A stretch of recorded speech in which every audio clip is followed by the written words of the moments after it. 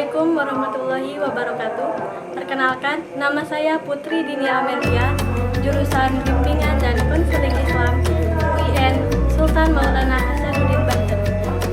Sebelumnya, di nuansa Ramadan dan menjelang Idul Fitri kali ini, saya mengucapkan minal aidin wal faizin, mohon maaf lahir dan batin.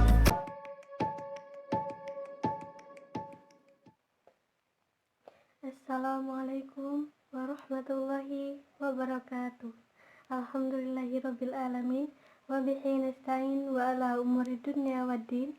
Wassalatu wassalamu ala asrofil anbiya'i wal mursalin wa ala alihi wa sahbihi ajmain, amma ba'du.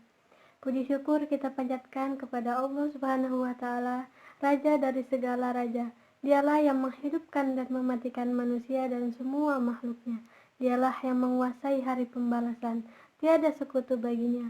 Segalanya hanyalah milik Allah Ta'ala, Tuhan semesta alam. Karena berkat nikmat hidayah, inayah, dan karunia-Nya, kita masih bisa diberikan kenikmatan hidup di dunia dengan keadaan iman dan Islam. Tak lupa sholawat dan salam semoga tetap dilimpahkan kepada baginda Nabi Muhammad SAW, karena berkat perjuangannya lah kita dapat menikmati manisnya Islam yang masih bisa kita rasakan hingga saat ini. Hadirin muslimin wal muslimat rahimakumullah, pada kesempatan ini insya Allah saya akan menyampaikan sedikit banyak tentang kematian. Kematian bisa kita kenal dengan berpisahnya ruh dari badan, yang merupakan sebab yang mengantarkan manusia menuju kehidupan abadi, yakni alam akhirat. Kematian juga merupakan pemusnah, pemutus, dan hilangnya semua kenikmatan dan segala nafsu syahwat kita selama di dunia. Perlu kita ketahui, semua yang hidup di dunia, semua yang bernyawa, semua yang ada di dunia ini sifatnya sementara. Kematian itu merupakan peristiwa yang pasti dialami oleh setiap makhluk yang bernyawa yang diciptakan oleh Allah Subhanahu wa taala. Baik itu manusia, jin, setan, bahkan malaikat sekalipun akan mengalami yang namanya kematian. Sebagaimana firman Allah dalam surat Al-Ankabut ayat 57 yang berbunyi, A'udzubillahi minasyaitonirrajim. Bismillahirrahmanirrahim. Kullu nafsin dha'iqatul maut, summa ilaina turja'un. Artinya, tiap-tiap yang berjiwa akan merasakan mati, kemudian hanyalah kepada kami kamu dikembalikan. Firman Allah tersebut menjelaskan bahwa kita, makhluk yang berjiwa atau mempunyai ruh, pasti akan merasakan mati, walaupun kita tidak mengetahui kapan dan di mana kematian itu terjadi. Ketika ajal kita telah tiba dan malaikat Israil telah siap untuk mencabut nyawa kita, maka kita tidak akan bisa menunda kematian walau hanya sedetik saja. Muslimin wal muslimat yang dirahmati Allah, berbicara tentang kematian tentunya tak lepas dari yang namanya sakaratul maut. Sakaratul maut adalah saat-saat pencabutan nyawa seseorang manusia oleh malaikat Israil, saat-saat yang paling menyakitkan yang belum pernah kita rasakan seumur hidup di dunia. Rasa sakitnya seperti 300 kali pukulan pedang. Bisa kita bayangkan bagaimana rasa sakitnya. Nauzubillahi min zalik.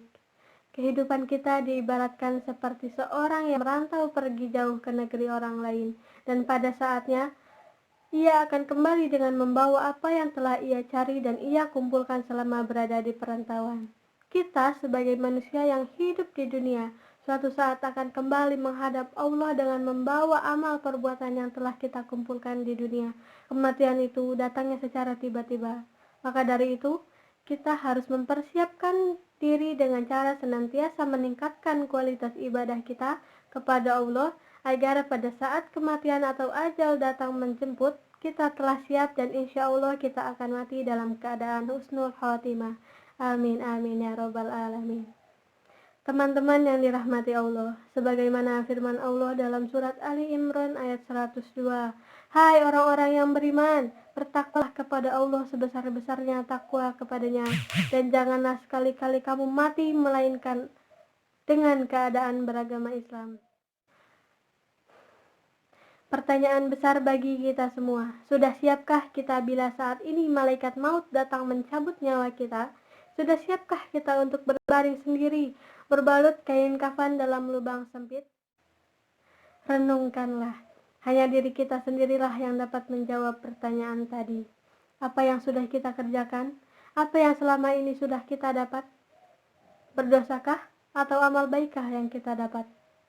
Apa bekal yang akan kita bawa menghadap Allah? Hiduplah sesuka hatimu. Apa yang kau ingin makan, makanlah. Apa yang kau ingin kerjakan, kerjakanlah. Fa innaka mayyit, tapi ingat, kau akan menjadi mayat. Kau akan mati. Semua akan diminta pertanggungjawabannya di hadapan Allah Subhanahu wa taala. Hari ini orang boleh tertawa, hari ini orang boleh merasa dunia dia yang punya. Tapi sampai masanya, yang hijau akan menguning, yang kuning akan layu dan mati, dan yang mati akan menjadi debu. Yang debu ditiup angin hampa tak bermakna. Lalu, apa yang akan kita bawa menghadap Allah Subhanahu wa taala? Yaitu amal soleh. Adapun rumah besar, kendaraan mewah, semuanya akan menjadi tinggal kenangan. Kita hanya membawa 3 helai kain tipis yang tidak berjahit. Maka dari itu, mulailah lakukan perubahan. Perbanyak ibadah dan amal soleh, karena orang yang solehlah yang selamat dari kerugian. Yang lainnya, rugi. Innal insan, semua manusia. Lafi husrin, merugi. Yang kaya, yang penguasa, yang cantik, yang ganteng. Tapi ada yang beruntung, illal ladzina amanu, kecuali orang yang beriman, wa amilus solihati, dan orang yang beramal soleh. Itulah yang akan beruntung karena dia hidup kekal abadi dengan membawa iman dan amal soleh. Semoga kita senantiasa menjadi orang-orang yang dilindungi Allah Subhanahu wa taala selama hidup di dunia dan di akhirat kelak. Berharap dan husnuzonlah kepada Allah agar kita ditutup umur dengan keadaan husnul khotimah. Amin amin ya rabbal alamin. Muslimin wal muslimat rahimakumullah. Mungkin hanya itu yang dapat saya sampaikan. Semoga bermanfaat dan dapat mengambil hikmahnya. Mohon maaf bila ada kesalahan kata dan perbuatan yang tidak berkenan. Akhir kalam, subhanallahumma wa bihamdika, asyhadu an la ilaha anta, Allahu muwafiq ila aqwamit thoriq, wallahu a'lam bisawab. Wassalamualaikum warahmatullahi wabarakatuh.